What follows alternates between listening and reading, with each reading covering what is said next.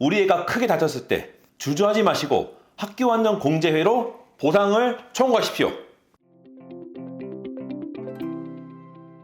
보험손해사정 구독자 여러분 반갑습니다. 손해사정사 이재우입니다. 저번 시간에는 제가 학교안전 공제란 어떤 것이고 보상을 어떻게 해주는지 자세하게 설명드렸습니다. 이번 시간에는 그 학교안전 공제회를 통해 보상받은 실제 사례 소개해드리고자 합니다.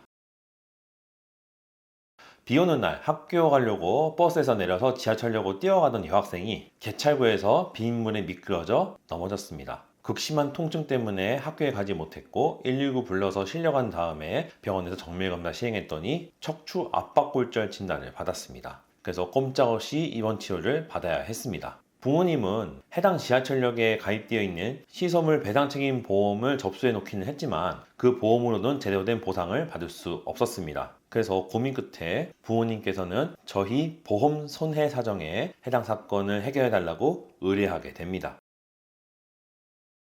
사건을 일해받은 후 부모님은 저희의 안내에 따라 학교를 통해 학교 안전 공제에 해당 사건을 보상해 달라고 신청했습니다. 해당 사고는 등 하교 중 발생한 사고고 학교안전공제회에서 보장해주는 학교 안전사고에 해당됐기 때문에 사고 접수는 무리 없이 이루어졌습니다.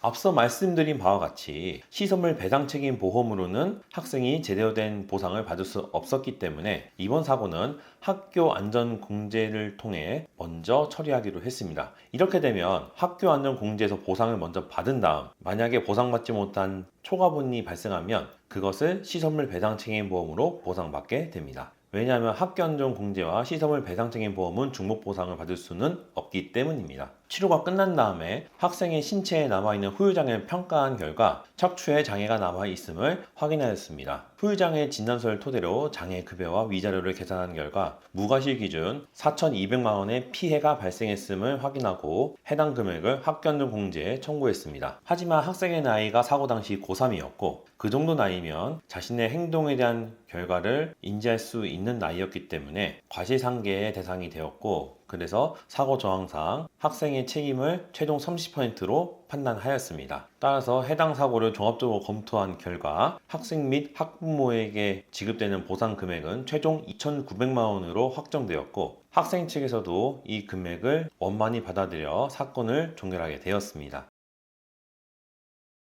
이 사례에서 확인할 수 있는 핵심은 총 3가지입니다. 첫 번째, 학교안전공제는 등하교 사고를 비롯한 학교 안전사고가 발생했을 때 보상받을 수 있는 훌륭한 수단이다. 두 번째, 치료비를 보상해 줄 뿐만 아니라 후유장애가 남았을 경우 장애급여와 위자료를 추가로 보상받을 수 있다. 그리고 마지막 세 번째, 학생이 본인의 과실을 인지할 수 있는 나이였다면 과실상계가 진행된다.